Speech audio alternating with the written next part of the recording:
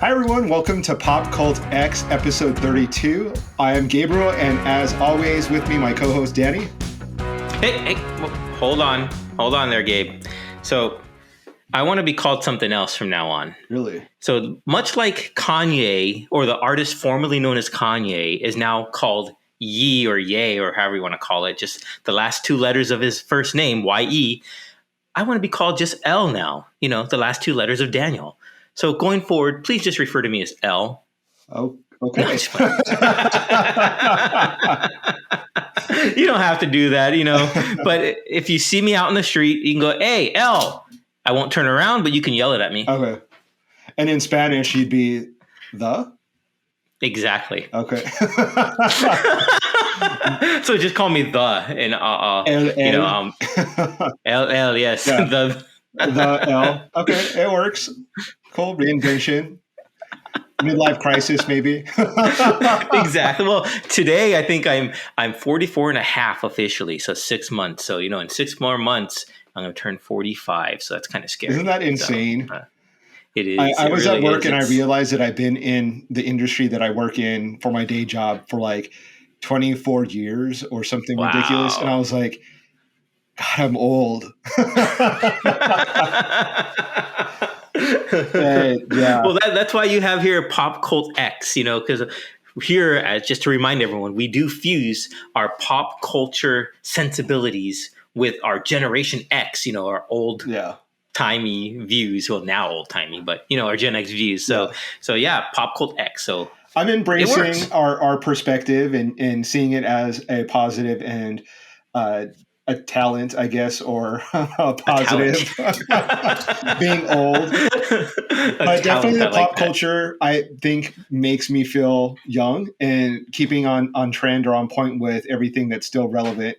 On that note, let's go ahead and get started with our pop culture information for this week. What have you been up to? What have you been watching? What have you been listening to, reading? Well, I've been watching Project Runway. Oh, really? Yeah. So it's still the fashion photographer in me likes to see what they create and, all the drama. And I've been watching it's on Bravo, but I subscribe to the Peacock network and they have it on there. So it's been really cool. There's been like one big change, which they got rid of the host, which I thought was interesting. It's kind of, I guess a host is kind of superfluous in this day and age of COVID, but it's cool. I mean, Christian Soriano's still his normal self, and he's really cool. I mean, I'm starting to grow on him and his personality, I guess. Yeah. At first, it was kind of like off-putting, just a little bit. But I think he's doing a good job. I like it. I mean, the contestants are always. Well, let me ask: have you seen any of it? I have. I've seen the first 2 episodes. Okay, so you have. Okay, I'm a huge fan of Nina Garcia and Brandon Maxwell. The 2 judges that are recurring. I think Elaine is the 3rd judge. She's former editor of Teen Vogue and writing career and things like that. I'm a big fan of theirs, so I do like the fact that they've sort of eliminated the host, if you will, and they're kind of taking the narration or the hosting gig. I'm a big fan of Christian Siriano from the time that he's actually was a contestant on Project Runway. One of the 2007. And he is, I think, probably the biggest person to come out of Project Runway when it comes to designers. I think there is one other designer, Michael. What's his name? I can't think of his name. Michael something, and he's done work for Beyonce, and he's probably somewhat as successful as Christian Siriano, and I like him. I'm a big fan. I think that there's been some drama already for these first 2 episodes. The first episode being that one of the contestants, when Christian Siriano came in to do their, his little check-in and letting him know like what his thoughts are as their advisor, and the guy was pretty much said like, no, thank you. We don't need to hear from outsiders. And Christian responded like, oh, me? Am I the outsider? Like, are you not wanting mine? And he's like, okay, like, well, then go ahead, finish, and we'll see, what your stuff looks like on the runway. The guy who did that ended up winning that episode in that challenge. Yeah. He is very talented. And I think with reality TV, you have I don't know because I've never been on, but I'm assuming that when you go on, you're trying to do your work, which, whether it be fashion designing, modeling, or whatever you're competing in and your talent on the show. But then there's also the part of you that wants to make it great to watch and have drama and, bring that attitude. And so I think that there was a fine line on him where he was like, okay, I want to be sassy, I want to be funny. And he crossed it and then realized, oh shit, like gave a little bit too much attitude to Christian. And the other contestants were like, oh no, we're going to get like handed our asses now because Christian's not going to want to help us. So that was interesting. But watching the second episode, I think that he's going to rely more on his talent to get notoriety and kind of dial back the attitude, I think, a little bit. He still has his sassy attitude. I don't know his name, but I think people, Bones, if you're watching, you know who I'm talking Bones. about. The controversy or the drama kind of followed him into episode 2, where he wanted to design with an African model. I think it was him, right? No, it was a different. Oh, it was a different designer. Okay, so it was a different designer. Exactly. I know what you're talking about. And this designer is from Haiti, and he wanted to do his design with his Haitian culture in mind, and thought, well, I don't want to have a model that is Caucasian because it's going to look like culture appropriation. It's going to be inappropriate to have him dressed in the message that he was wanting to give out. Yeah. So he had a Caucasian designer kind of having a conversation with him saying, oh, you're right. Like that. Definitely. I support you. Why don't you ask this other designer who's Latina if you can have her African-American model and she'll have your Caucasian model and everything will be fine. They have the conversation. The girl's like, okay, she can have my white model. All good. But then a fourth contestant is like, well, hey, I'm Filipino. My perspective comes from an Asian perspective. I would love to have an Asian model. And so then he approaches the same contestant that was supporting the Haitian designer getting a black model and said, hey, you have an Asian model. Can I have yours? But oddly enough, she wasn't very supportive of trading models when it comes to the Asian. And it became a big brouhaha. Like people started calling her a hypocrite because she was trying to come off as this great ally, but then she really let the Asian designer have it to the point where he was in tears, saying like, "How dare you? You ruined my design because I was measuring this Asian model, and now you're flipping it." And they're like, "You could have said no. Like you had the opportunity to say no." The other person who came in and gave that exact perspective was like, you could have just said no. You didn't have to make a big spectacle of it all. Yeah. You could have just said no, or just say, yeah, here you go. I support you. Here you are. And because you're right, the lady who did that, she was like, you could have come to me 18 hours ago. I've been working and made this whole big deal out of it just to say, yeah, I agree. Here you go. Why did she have to go through all that? Why create that drama? I tend to think that she's a little bit melodramatic in her life. Like she's talked about, her passing of her mom and crying. So she's like reality show producing gold, right? Like she's someone that's going to bring the drama. However, I think that she bit off a little bit more than she could chew because she wasn't ready for the pushback that she got from the other contestants saying like, hey, here you are like inserting yourself in my narrative from the Haitian designer's perspective, saying like, he would basically was sharing that message of like how it's important for him as a black designer to have black models. And then she inserted herself into that narrative saying like, oh, I support you. Like, I'm such an ally. Like, that's so great. I support you. And it was like, okay, like you are being an ally, you're being supportive, but like, it's not about you. So like maybe back up a bit. And then when the opportunity came for her to actually be a true ally to someone, a person of color, a designer that is asking for help, she really floundered. She did it ultimately she did trade, but then she made him feel guilty and was like screaming at him and like making him feel bad. And it was just not a good look. And then she ultimately decided to leave the competition, which is crazy because it's such a big opportunity for a young, no-name designer to be on a show that could elevate their business. And so that's really unfortunate. But from a spectator's point of view, like I loved it. I ate it up. I was like, this is so good. You're like, exactly. I was eating it up. I loved it. I mean, it has everything that it has everything that I love in life. Like it was like racial drama. It had gay men being over the top. It had fashion. It had white women acting a fool. Like it was just everything that I love, all wrapped up in one. And so I loved it. It was so much fun. So I haven't seen the newest episode, so I'm really excited to see. Yeah, it was fun. It was like their spooky haunted episode. Yeah, I won't give it away, but nice. Yeah, go watch it. It was fun. Yeah, it's a fun show. Like I really appreciate, even though I'm not a designer, like I do love fashion, and I like seeing the creative process that they take and being able to create something out of nothing. We have talked to Ashley Tipton, a winner of Project Runway, in one of our earlier episodes. So if our listeners haven't listened, please go back and take a listen because she has a very unique perspective. And I've always been interested in being able to kind of delve into the mind of fashion designers because I think it's an incredible talent to be able to see something in their mind and then physically make it with their hands. Like props to them. I think it's such a great talent. I agree. It is a very, I don't say I guess I'll say unique talent because like you said, it's in here and then you have to make it appear. Yeah. And to know how and just the creativity that entails is just mind-boggling at times. Yeah. Yeah.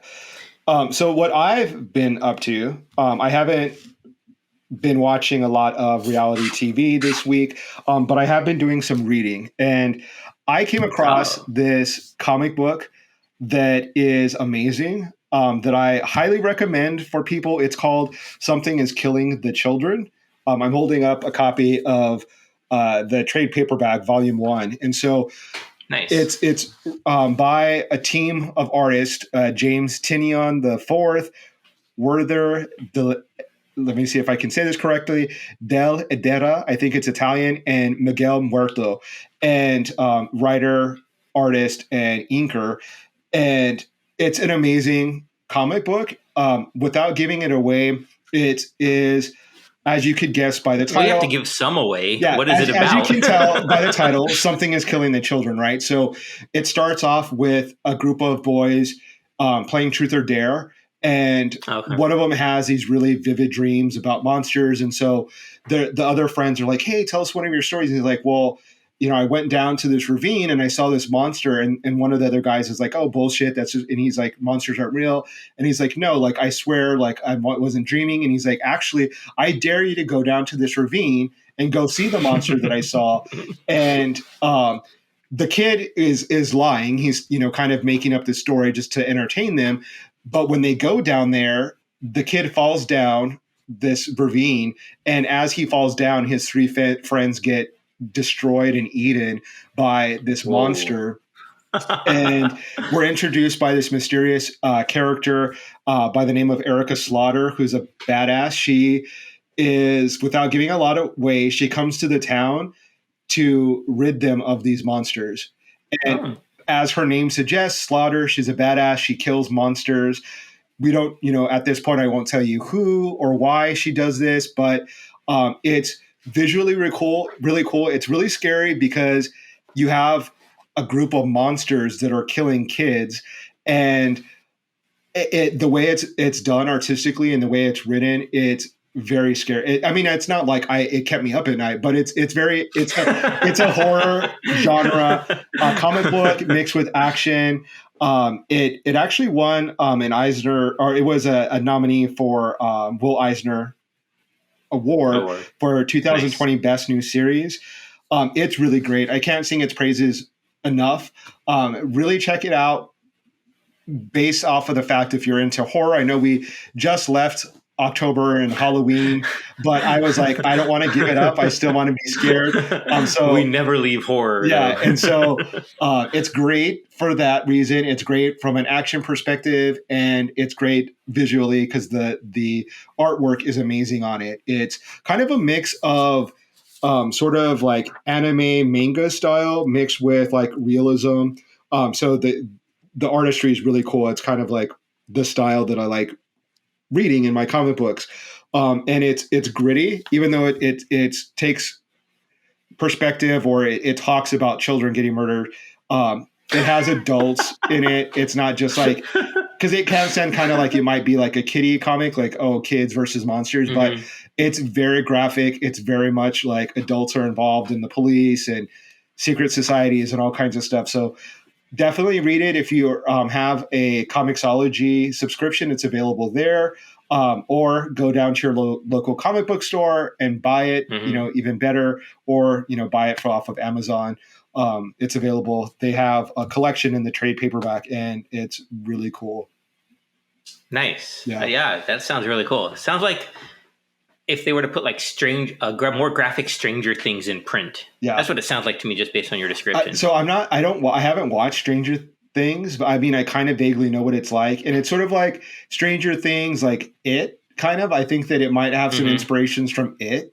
Where, Nightmare on Elm Street, I think that it's a popular genre of horror where it's like, what's killing the kids, or kids are being attacked by this boogeyman. I mean, like the boogeyman itself is like kind of a trope, right? That's basically what Jason and Freddy are, or is the boogeyman. It's like we grow up and we're still fearful of that boogeyman hiding in our closet. And also Michael Myers. Yeah. It's because it was just Halloween. And just to piggyback a little bit on this, I finally watched the Halloween 2018 version. Oh, nice. The Rob Zombie version? No, not the Rob Zombie version. It's the one, it's by the same producer director that did the Halloween Kills. So it's a direct continuation from, I know there's a lot of like storylines from Halloween, right? So there's like 5 different timelines or whatever. But this one, I guess, is a sequel to the original Halloween. So it cuts out that Mike Myers is no longer Laurie Strode's sister. It cuts all that out. They even make a joke about it in there. Yeah. And it leads directly into the most recent Halloween Kills. So watching this one on Halloween, I watched it, and it was like, wow, it was really cool. Because I saw Halloween Kills first. Then I went back and watched this Halloween 2018, and to see how they set up Halloween Kills was really cool, because I got to see all the characters that I was introduced to in Halloween Kills in this movie. Yeah. So it was really cool. I wasn't a huge fan of that whole genre to begin with. Yeah. But they did a really good job with this version. Yeah. I think they really did. They really captured the essence of who Mike Myers is and how he's just basically boiled down to just an animal and not really, a human anymore, because all he does is just kill and keep moving forward. Doesn't think about it. He just kills unrelentlessly, and he's just pure evil. Yeah, it's interesting because I'm not a big Michael Myers fan, but when you describe him that way, it definitely sounds more scary. I tend to be a fan of horror villains that have a little bit of more of a clever, more cerebral. Maybe? Yeah, like Freddy Krueger. Like, I think that his one-liners, the way he toys with the kids, like it's funny. Or like Saw, or the like. I mean, this is, I don't want to be offensive, but like the dummy in like a mask is kind of not as scary to me or interesting. Like, if there's nothing behind I know what you mean. It's just like, oh, okay, it's this big hulking guy with the knife. Obviously, I would be scared if I saw a big hulking guy in my house trying to kill me. But it's like, how much of that can you pull into decades worth of films? Obviously, they've done it because there's like, decades worth of films about Michael Myers. But I've just not been interested in it. So I'll have to check it out. I definitely am a huge fan of Jamie Lee Curtis. And I know that she's in this. She has talked about in great detail about the movie and how it's about trauma. And that is more interesting to me than it really is. Michael Myers' character. I know that they've gotten some backlash when it comes to like some of the horror nerds saying, Halloween isn't about Jamie Lee Curtis's character or her family. Like, and they were kind of upset that it took a turn to focus on her versus, I know they have an opinion about everything, these nerds. Of course. And So of course they were like upset about it. They're like, that's not Halloween. I am personally more interested in her evolution as a character and what she can do, because that's the human aspect of it. Like, I don't Yeah. want to just watch a movie of some dude hacking at people with no plot, like other than just hacking. Like, that's not interesting. Mm-hmm. We've seen it before. So I think that hopefully they did it in a more intelligent way and a thing that would be more interesting for me. And so I definitely want to watch it. So I'll have to check and it out. You mentioned about the trauma aspect of it, and that does play a huge part. I didn't hear that interview with her and her say that, but reflecting on it, it does, because it's the trauma that she encountered as a teenager and how that's affected her whole life and how it's shaped who she was and who she is. And that's something that we exhibit every day in the real world. Yeah. People go through traumas every day, and it changes them, whether it be for the positive or negative. And that's very true. And it is about the trauma there. Yeah. So yeah, I recommend it. Go watch Halloween 2018. Then if you haven't seen Halloween Kills, go watch that. Yeah, for sure. I'm going to have to check it out. That topic of nerds going off on Halloween reminds me of another topic that's been in the news lately, is these other nerds that are going off on the Eternals being MCU's woke Justice League, or, being woke for woke's sake. And, which I hate saying, that's such a stupid term, like the way that they've taken ownership of woke and make it a negative versus a positive term. Right. So to backtrack a little bit, we all know Eternals is about to come out. I'm excited. I'm going to go see it this Saturday. It is a movie that, with its casting, has progressed the MCU universe to accept people of color in lead roles. Someone who is deaf, someone who is gay, someone who's Mexican or Latina. And for some reason, people have taken great offense to this. Specifically, the nerds that are like, well, in the comic books, those superheroes were not deaf. That's the whole point of them being a superhero.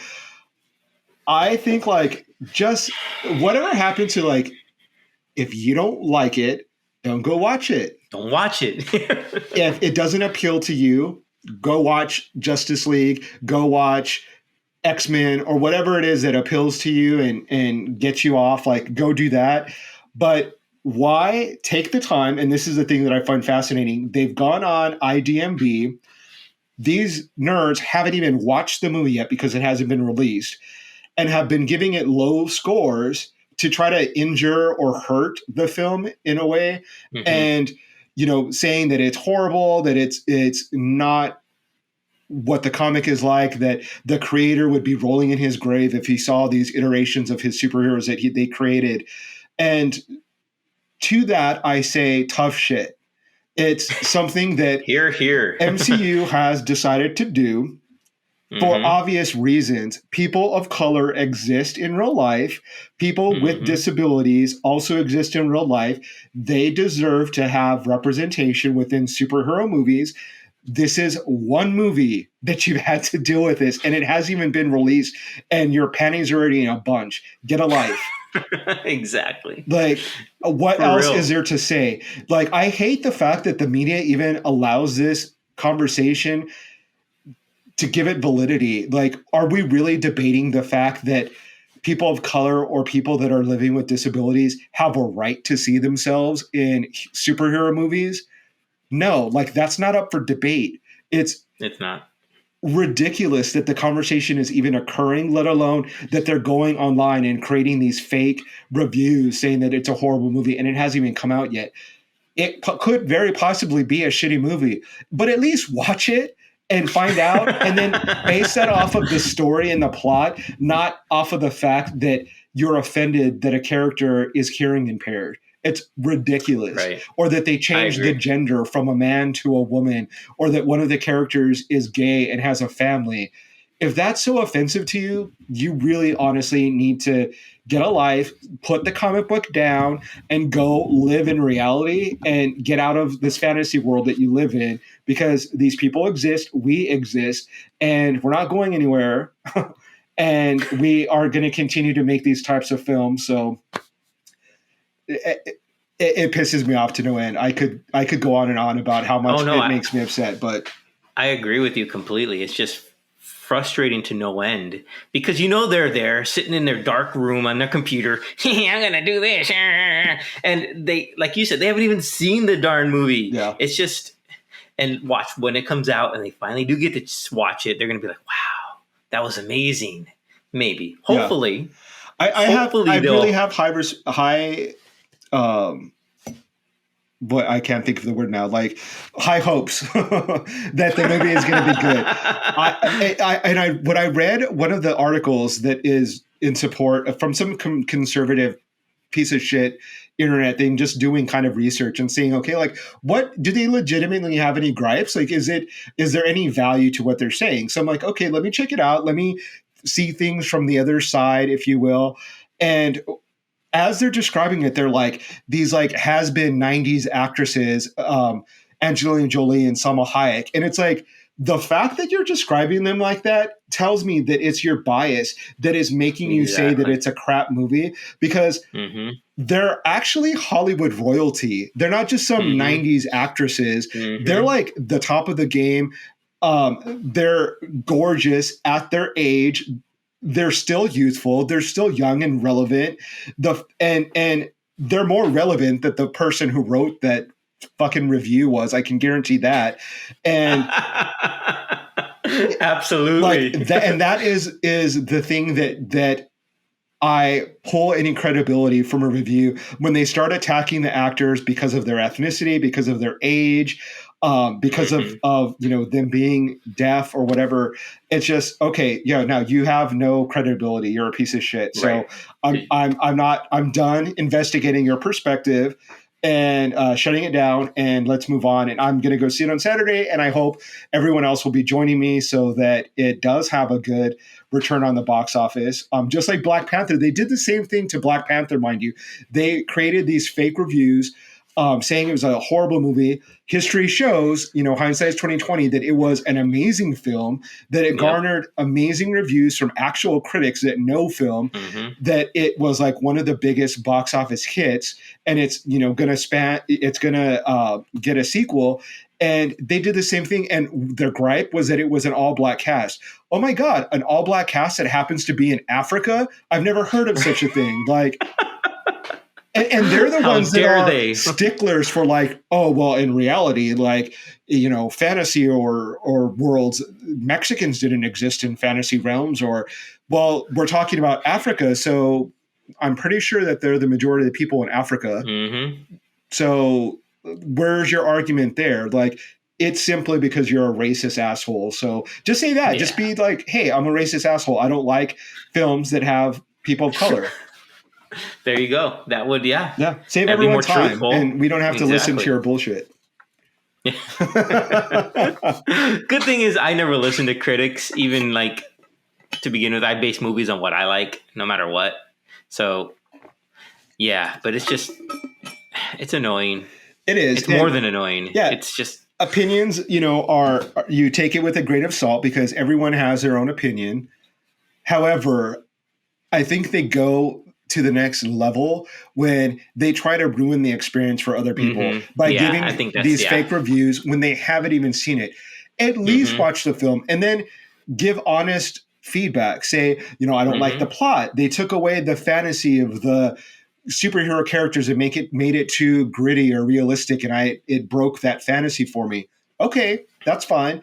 But if your argument is deaf, Mexican, old actress, like, it's stupid. Yeah. Like, it's dumb. So anyway, but the other thing that I've been sort of obsessed with is reading biographies. 2 really great biographies just got released. The first one is Unprotected, a memoir by Billy Porter. So I'll hold it up. Those of us in the know Billy Porter from Broadway, star of Kinky Boots, star of Pose, has now gotten a lot of notoriety for sort of pushing the boundaries of fashion for men, kind of have famously worn these like gowns and really fashion forward looks. So I'm really excited to read this memoir because he has had an interesting life, for sure. Like just reading the description of the book, hearing him give interviews, I'm very interested to sort of hear how he got to where he's at. I think he is someone that has a lot to offer when it comes to his life story and lessons that can be learned. So I'm really excited to read that. I recommend it. If anyone wants to join me that listens to our podcast and reading it, I would love to hear what you have to say on our social media account. Are you saying we're starting a PopCultX book club? Oh my God, maybe I am. Maybe you just did. I think you just founded it. Yeah. That's really cool though. I enjoy reading a good book, so I'll see if I can find that one. Yeah, I just got it via Amazon. The other book that's sort of making it, I think it actually just came out today. I just got it in the mail. Is You Can't Be Serious by Kal Penn. So this is the cover. You might know him, or people might know him from his acting. So he was in Harold and Kumar. Yeah. Mm-hmm. And he also worked with the Obama administration. So he went from actor into politics and legislation and policy reform. Mm-hmm. And then most recently, with the release of his book, he has come out. In a sense, he says that he has actually been out as a gay man forever, that in his personal life, it's not been an issue. He's discussed it. His friends, his family know, but his partner, he's engaged to right now, is a very private person. So it hasn't been very public, but he's now made it official by, declaring his outness or his identity as a gay man. So it's really interesting because you wouldn't necessarily think, based off of his work. I was a little bit surprised by it because his movies tend to be in that frat boy humor that is popular with like straight frat boys. And so I think that it's Van interesting. Wilder, I think, yeah. Yeah, and it's not only it's interesting for more because he's going to change the expectation of what it is to be a gay out actor. Because I think take example, Billy Porter. He falls more in alignment with expectations of what a gay black man might be, sort of flamboyant, over the top, on like the feminine side. And then here you have someone who is expressing their sexuality in a much different way, much more private. And it's both are valid, both are valid forms of expression. And so it's interesting that I just kind of drew the parallels between their lives of, both being in the limelight, but someone taking a very open approach to their expression, and then someone who is open and honest with their friends and family, but in their profession chooses to be a little bit more private, but now is, with the release of their biography, has decided to share that with his fans and with his audience. So I'm really excited to hear his exploits as an actor, as well as the insight to working with the Obama administration, because I think that's fascinating that he went from Hollywood to DC. And I think that's actually where he met his partner, who was also in Washington working in politics. So I am super excited to be reading both of these. I'll be reading them probably concurrently. And I recommend, if you're not a fan of Billy Porter, maybe you're a fan of Kal Penn, and you can join me in reading his biography as well. There we go. The first two books for the PopCultX book club. Billy Porter, Unprotected, and Kal Penn. What was the name of Kal Penn's book? You Can't Be Serious. I am serious. What's the name of his book? Oh, we're such dad geeks jokes. I didn't do the Shirley, you can't be serious. Yes, I am serious, but don't call me Shirley. One of the best movies ever. If you don't know where that's from, go watch Airplane. Such a classic. Leslie Nielsen classic. Yeah. One of my favorite movies of all time. I have such good memories of watching that with my mom and my dad.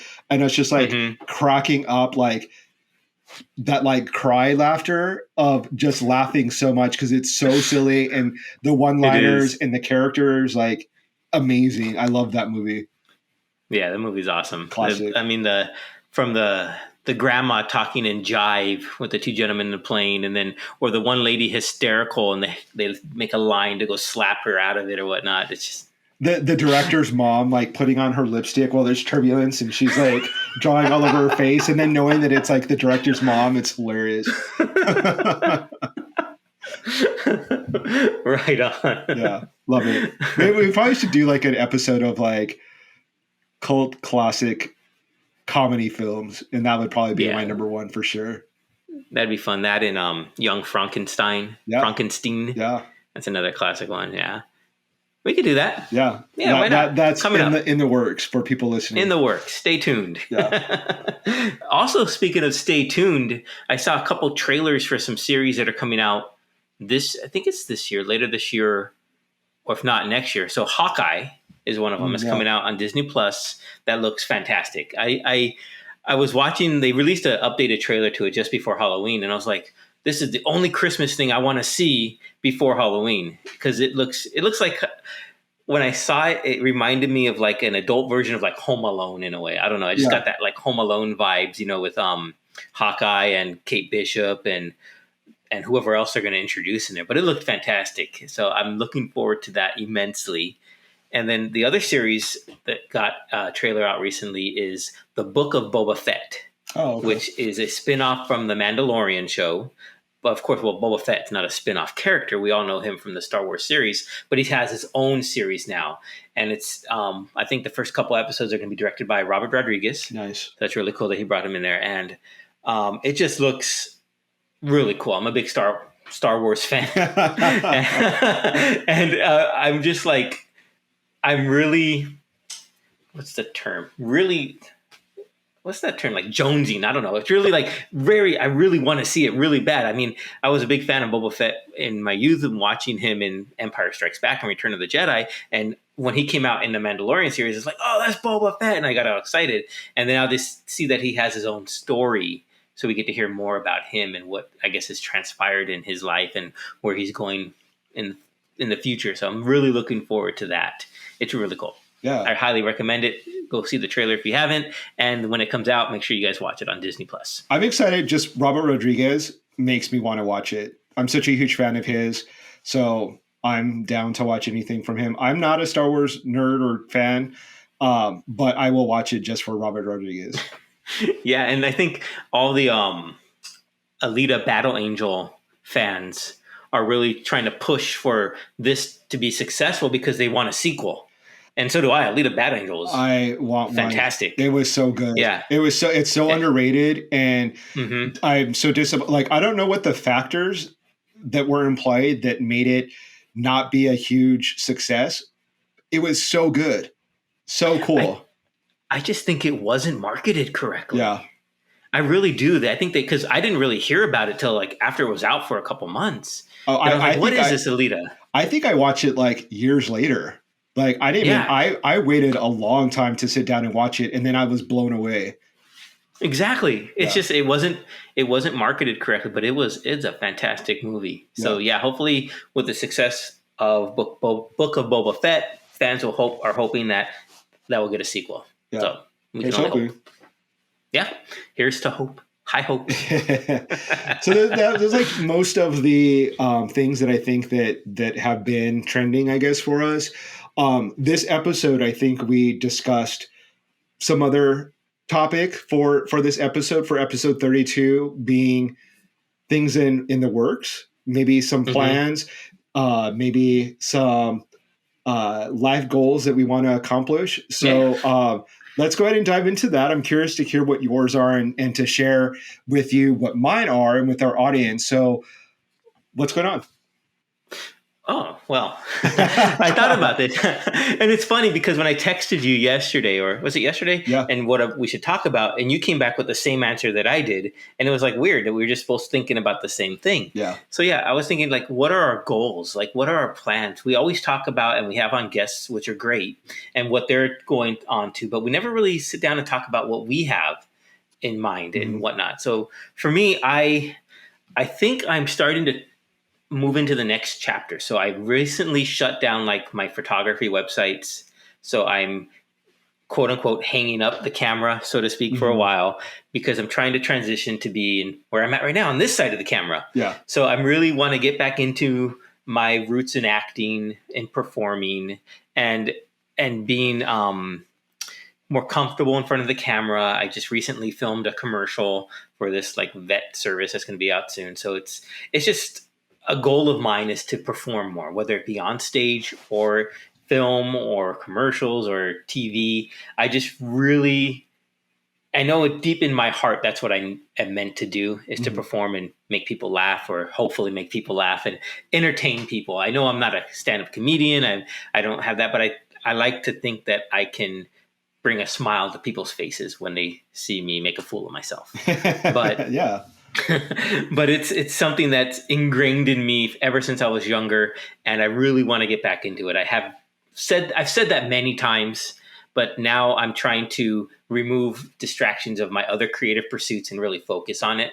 So I'm starting like this on my Instagram, like this monologue series where I'm going to start practicing and recording monologues and like posting them there. So I'm hoping to get like a good, I guess, self-produced monologues on there, and we'll see how it turns out. Just, so people can say, hey, go look at me there, and we'll see where it goes. Why not? It's not never too late to be discovered, right? Nope, it's not. I think of people who are late in life actors that have had a lot of success. People like Samuel L. Jackson, who started sort of late in life and is so prolific and so relevant within the film industry. I mean, talk about like a duck to water. He was a relative unknown.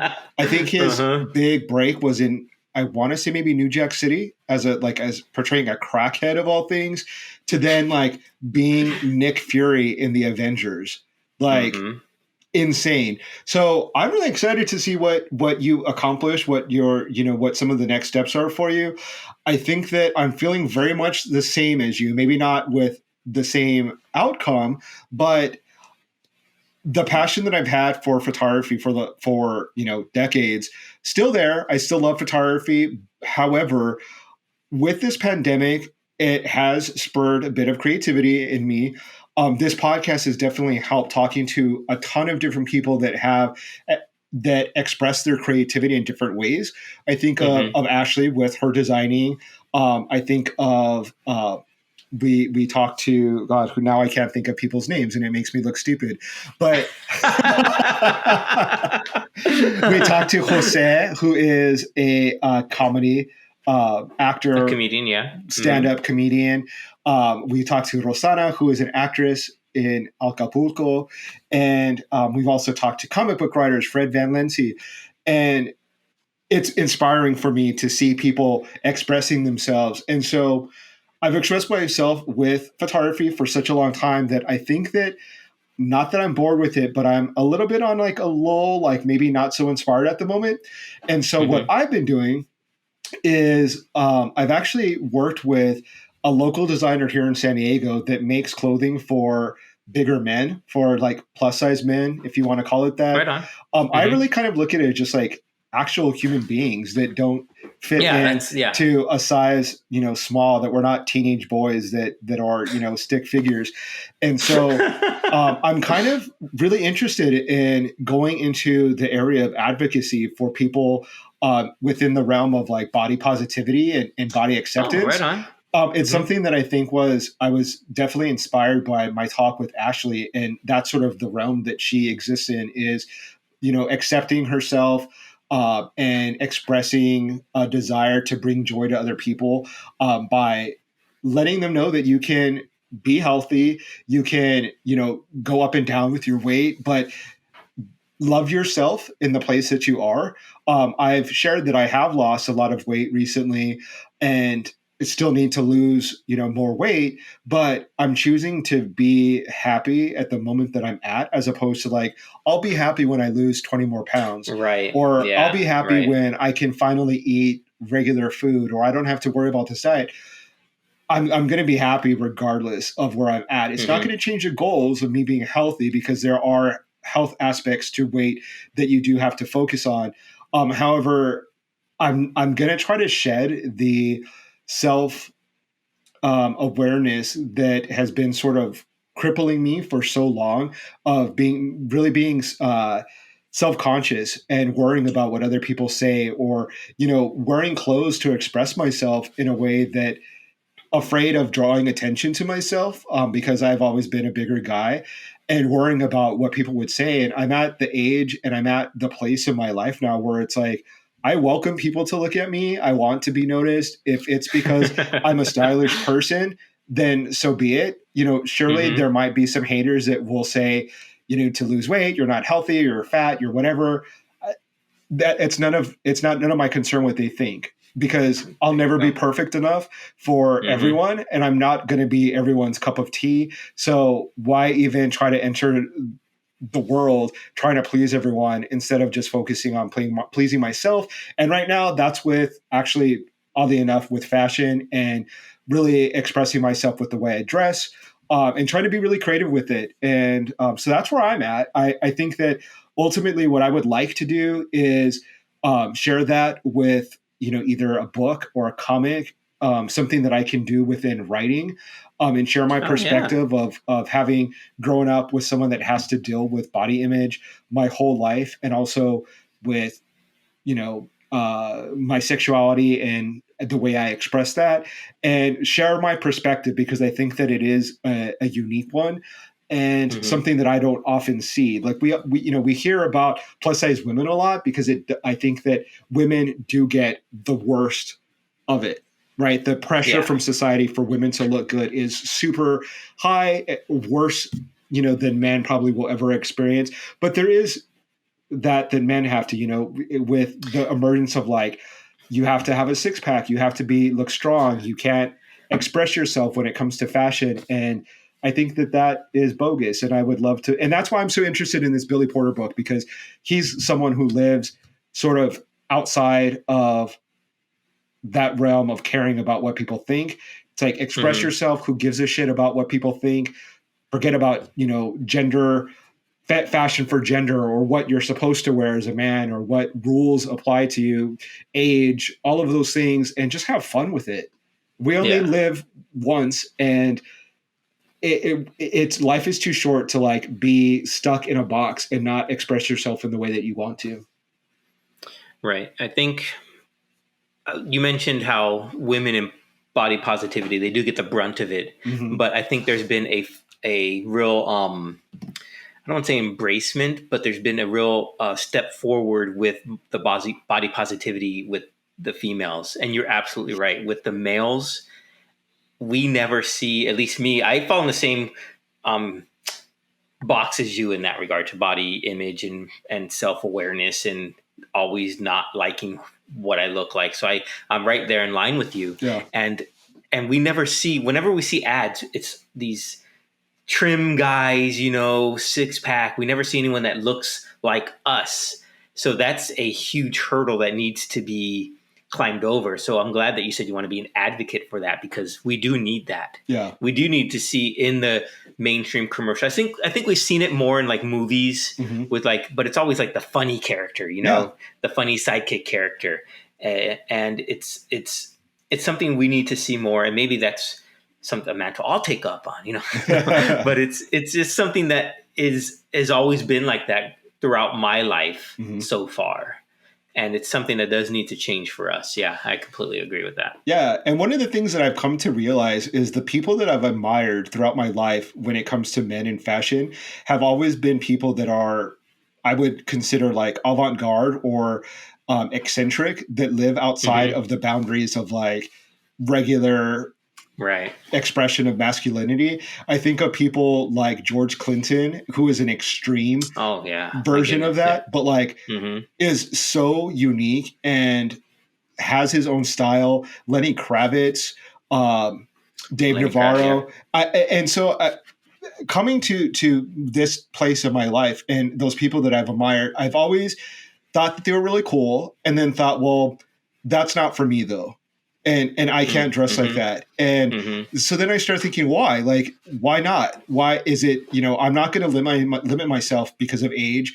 I'm not going to limit myself because of gender. And I'm not going to limit myself due to size. So why not? If it's fun, if you want to dress that in a way that is eccentric, and you want to express yourself with like really colorful clothing or really trendy clothing, why not? Like, who cares? Have fun with it. Like, I think it should be Right. fun.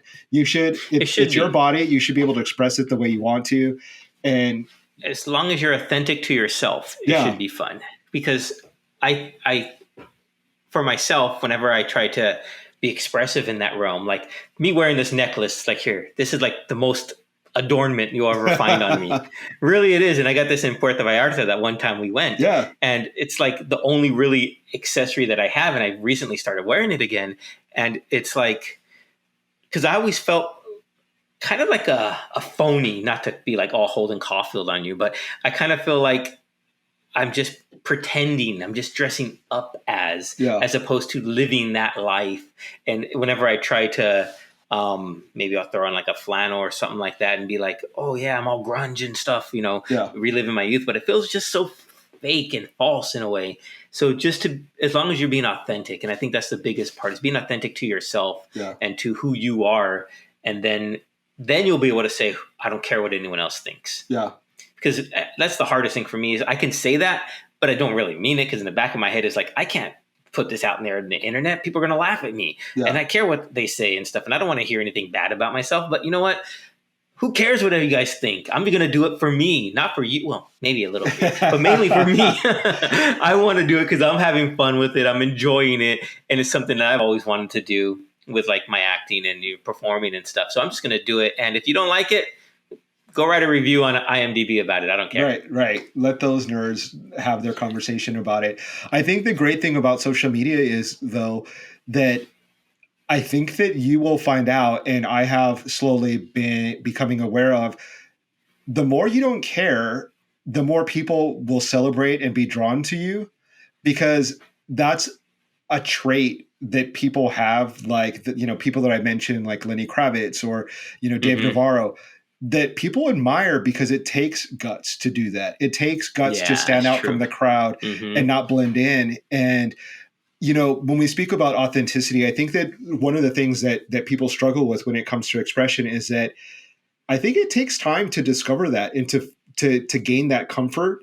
That at first, I'm sure that when Lenny Kravitz first started expressing himself in the way that he does, that he might have been thinking in his back of his head, oh, people are going to think that I'm a wannabe Jimi Hendrix. People are going to think that I'm a wannabe Prince. But he's emerged as like one of the most fashionable men of like all time. But Yeah. it took him time to get there. Like, I'm sure the first time he, as a biracial man growing up in LA, wearing, bell bottoms and dressing like a hippie, people are like, what the hell are you dressing like that? And then they start thinking like, oh, actually, like, that's really stylish. That's really cool.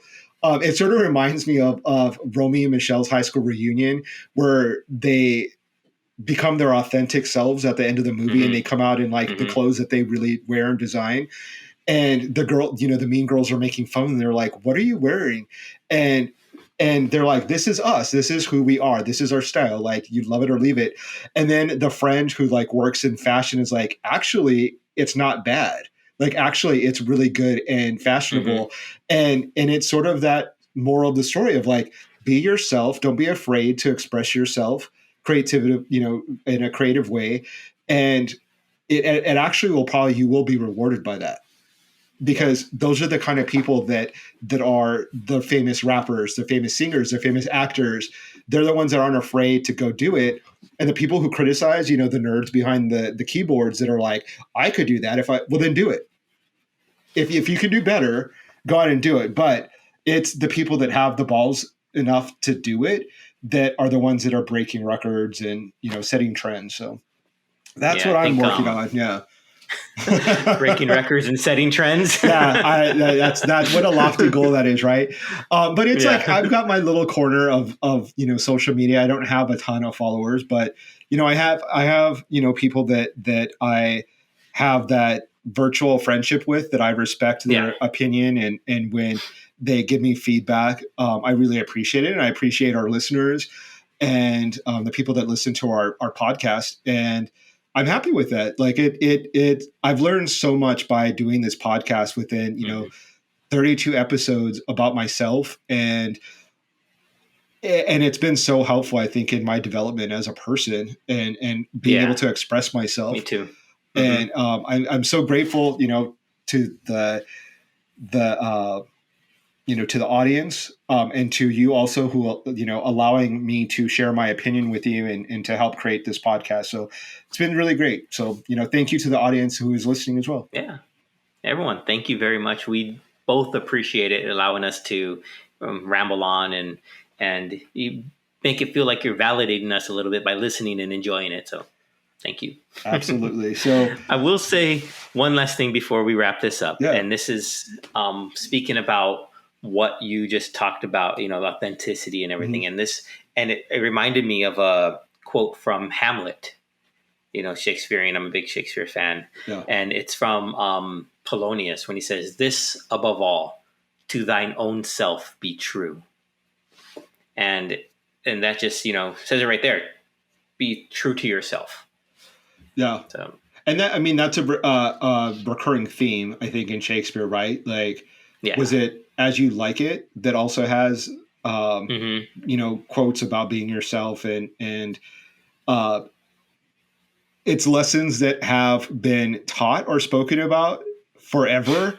But as human beings, like it shows that we're a work in progress, that even in your 40s, it's okay to still be working on yourself and to come up with new ways to express yourself. And there are no limitations. The only limitations are the ones that you set upon yourself.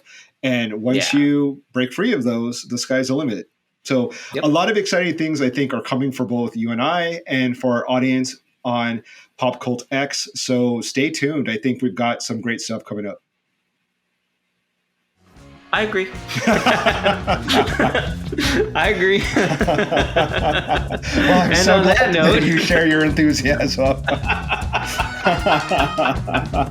We have some really cool stuff. I wanted to leave it with like a definitive, it's happening, more cool stuff is coming up, period, fade to black. Done. Bye. Bye.